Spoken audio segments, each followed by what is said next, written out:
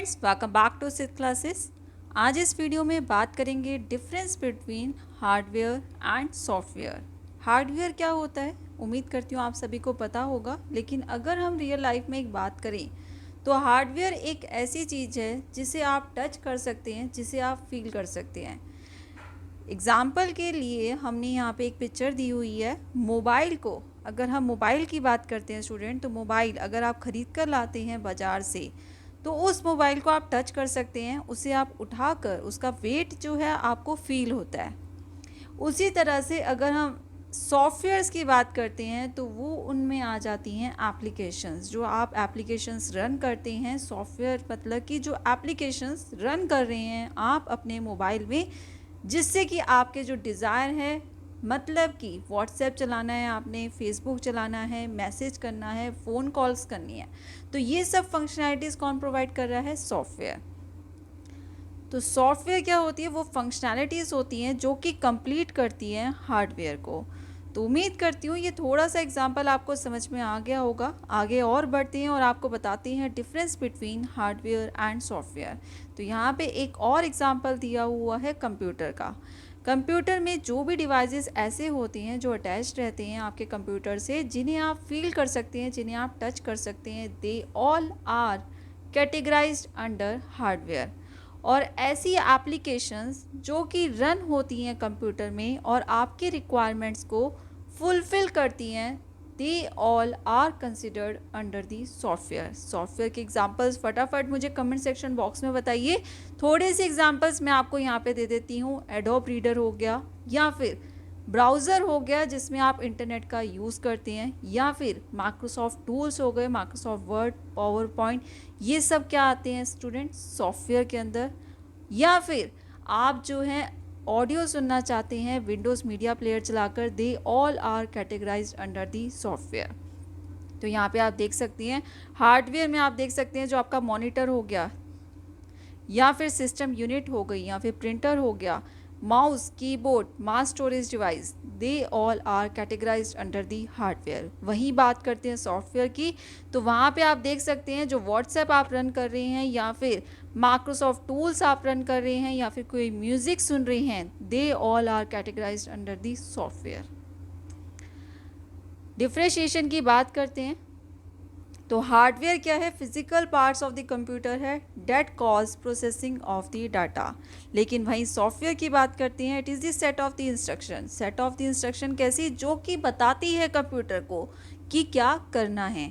आपको Microsoft word run करना है तो आप उसकी एप्लीकेशन को रन करेंगे, उस सॉफ्टवेयर को रन करेंगे।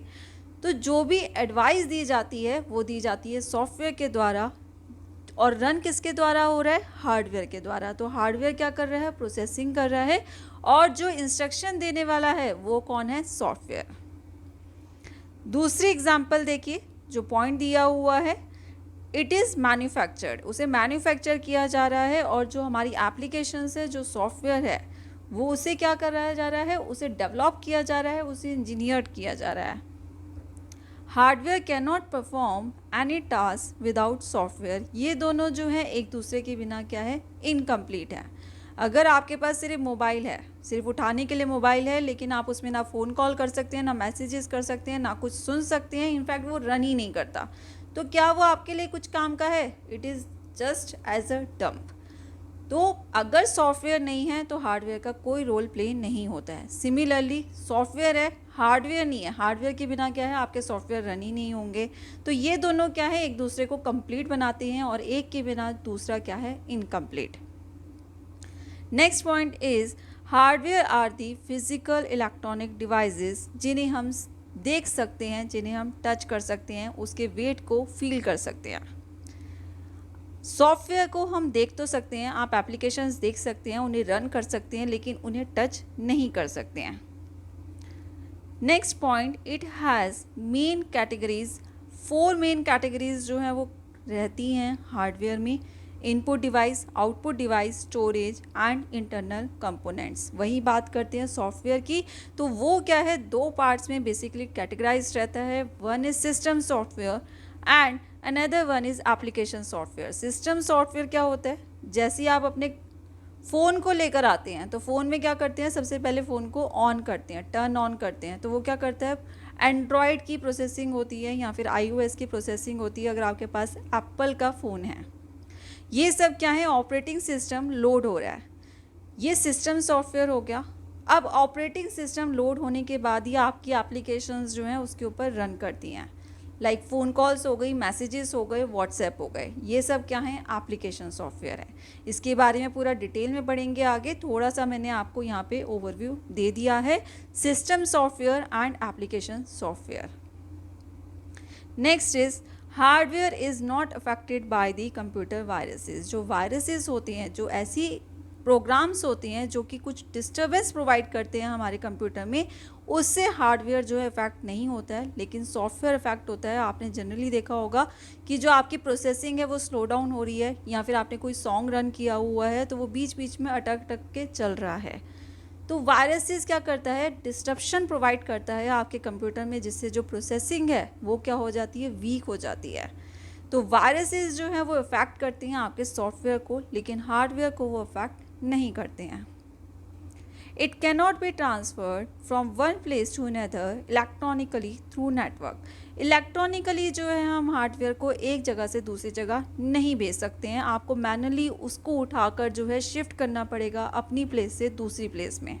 लेकिन वही सॉफ्टवेयर की बात करें तो वह आप भेज सकते हैं मेल के थ्रू, या फिर WinSCP के थ्रू, या फिर आप IP मैसेंजर का यूज़ करके जो है अपने सॉफ्टवेयर को एक जगह से दूसरी जगह इलेक्ट्रॉनिकली ट्रांसफ़र कर सकते हैं। Now proceeding towards the next point, if hardware is damaged it is replaced with the new one. अगर हार्डवेयर में कोई डैमेज पहुंच जाता है तो उसे हम रिप्लेस कर देते हैं दूसरे से।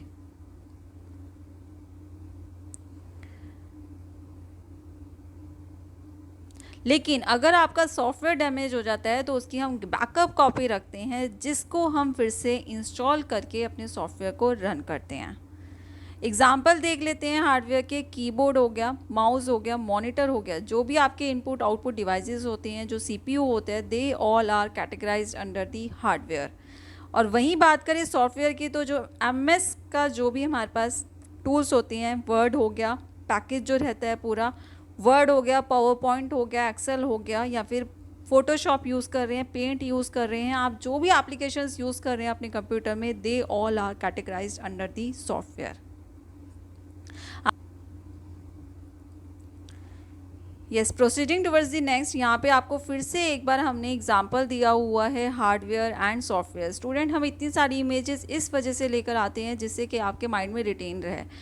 क्या होता है, जनरली जो हम आपको बताते हैं उससे ज़्यादा आपको इमेजेस जो है रिटेन करके आपको और जो है पावर जो है आपकी अच्छी हो जाती है, और आपको एकदम से याद आ जाता है what is hardware, what is software. उनमें ये बताया गया था कि सिस्टम सॉफ्टवेयर ऐसा होता है, एप्लीकेशन सॉफ्टवेयर ऐसा होता है। तो अब देखते हैं यहाँ पे, जैसा आपको बताया गया कि अगर आपके पास मोबाइल नहीं है, अगर आपने मोबाइल ख़रीदा ही नहीं है, तो सबसे पहले आपको क्या चाहिए, हार्डवेयर चाहिए, मोबाइल चाहिए, तभी आप उसमें एप्लीकेशंस रन कर पाएंगे, अपनी जो सारी नीड्स हैं वो फुलफ़िल कर पाएंगे। तो सबसे पहले आपकी रिक्वायरमेंट क्या है, हार्डवेयर की। हार्डवेयर के ऊपर क्या है, आपका सॉफ्टवेयर आता है, और सॉफ्टवेयर में भी सबसे पहले आएगा सिस्टम सॉफ्टवेयर। मीन्स जैसे आपके पास मोबाइल आता है, सबसे पहले आप क्या करते हैं, उसे टर्न ऑन करते हैं, तो क्या होता है, आपका ऑपरेटिंग सिस्टम जो कि एंड्रॉयड हो गया, या फिर iOS हो गया, या फिर विंडोज़ हो गया, तो ये क्या होते हैं, लोड हो रहे होते हैं। या फिर अपने कंप्यूटर की भी बात करें तो आप जैसे टर्न ऑन करते हैं अपने CPU को, तो सबसे पहले विंडोज़ जो है वो लोड होती है, that is the operating system. तो सबसे पहले सिस्टम सॉफ्टवेयर आता है, उसके बाद ऊपर आता है एप्लीकेशन सॉफ्टवेयर। अब आप यूज़ कीजिए, अब आपका कंप्यूटर जो है ऑन हो गया, अब आप बिल्कुल जो है अपने एप्लीकेशंस को यूज़ कर सकते हैं। लेकिन एप्लीकेशंस को यूज़ करने के लिए किसकी ज़रूरत है, कौन यूज़ करेगा, हम लोग यूज़ करेंगे, जो कि क्या हैं, यूज़र्स हैं। तो सबसे ऊपर कौन सा आता है, यूज़र आता है। तो उम्मीद करती हूँ स्टूडेंट ये छोटा सा डायग्राम जो है आपको समझ में आ गया होगा और रिटेन हो गया होगा। हार्डवेयर, दैन उसके बाद क्या होगा, सिस्टम सॉफ्टवेयर, दैन उसके बाद आप एप्लीकेशंस को रन करेंगे, अपने फ़ोन कॉल्स करेंगे, मैसेजेस करेंगे, व्हाट्सएप करेंगे, और ये यूज़ कौन कर रहा है, यूज़र। ईजी था सा स्टूडेंट। अब मैंने आपको बताया था कि जो सॉफ्टवेयर है वो डिवाइड होता है 2 पार्ट्स में, system software and the application software. तो यहाँ पे देख सकते हैं आप, they all are categorized under the system software, जो लिनक्स ऑपरेटिंग सिस्टम हो गया या विंडोज़ हो गया या iOS हो गया, they all are categorized under the system software. वहीं बात करते हैं एप्लीकेशन सॉफ्टवेयर की, तो यहाँ पे आप देख सकते हैं मोजिला फायरफॉक्स, जो कि क्या है, एक ब्राउज़र है, जो कि क्या प्रोवाइड कर रहा है, आपकी नीड को, जो फंक्शनैलिटी है वो क्या कर रहा है, आपकी फुलफ़िल कर रहा है। आपको इंटरनेट यूज़ करना है, उसके लिए आपको ब्राउज़र का प्रयोग करना होता है, तो वो क्या कर रहा है, आपका इंटरनेट यूज़ करने की जो फंक्शनैलिटी है उसको फुलफ़िल कर रहा है। तो ये क्या है, आपका एप्लीकेशन सॉफ्टवेयर। इंटरनेट एक्सप्लोरर हो गया, पेंट हो गया, तो ये they all are categorized under the application software. आगे बढ़ते हैं स्टूडेंट्स। तो ये देखिए जो सॉफ्टवेयर की क्लासिफिकेशन है, अभी आपको बताया सिस्टम सॉफ्टवेयर।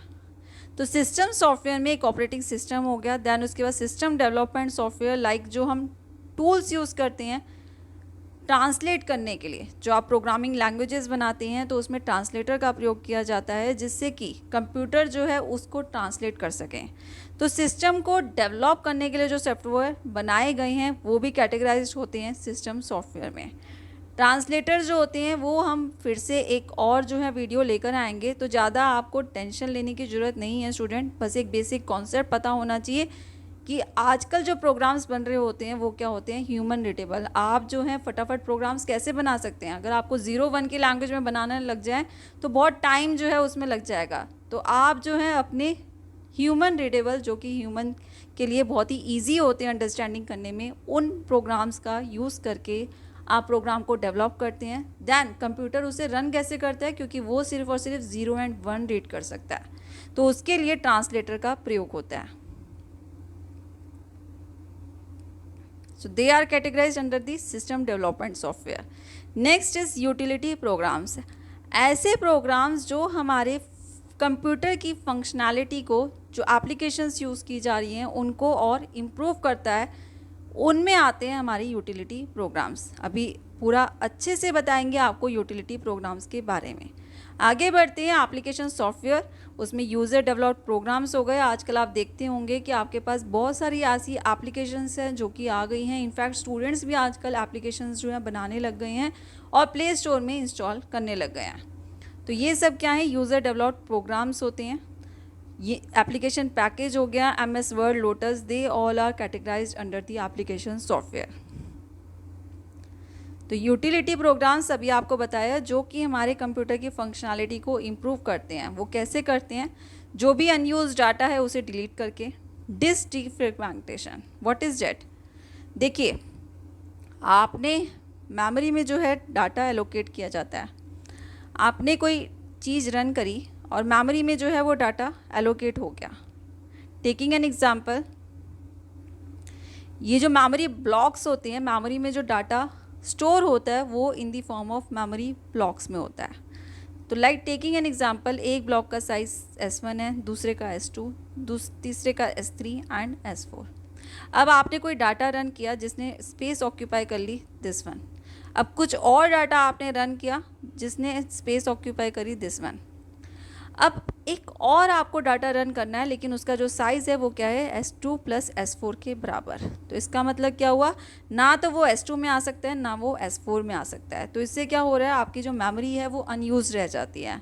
तो उसी तरह से डिस्क डीफ्रैगमेंटेशन क्या करता है, एलोकेशन कर देता है कॉन्टीन्यूस मेमोरी लोकेशन में। मतलब कि S1 के बाद यहाँ पे क्या आ जाएगा, S4 आ जाएगा और S3 आ जाएगा और S2 और S4 यहाँ पे आ जाएंगे। तो आपके पास क्या हो जाएगी, स्पेस मिल जाएगी। तो यहाँ पे मैं आपको बता देती हूँ स्टूडेंट, तो ये क्या करेंगे, S1 और S3 यहाँ आ जाएगा और S2 एंड S4। तो अब आपका जो साइज़ था S2 और S4 के बराबर, तो यहाँ पे जो है अब डाटा फटाफट कंटेन हो जाएगा। So this is the basic understanding about the disk defragmentation. User accounts and security, उम्मीद करती हूँ सबको पता होगा। जैसे आप अपने कंप्यूटर को ऑन करते हैं तो उसमें क्या मांगता है, यूज़र आईडी एंड पासवर्ड, जिससे कि कोई भी अनऑथराइज यूज़र जो है उसमें लॉगिन ना कर सके।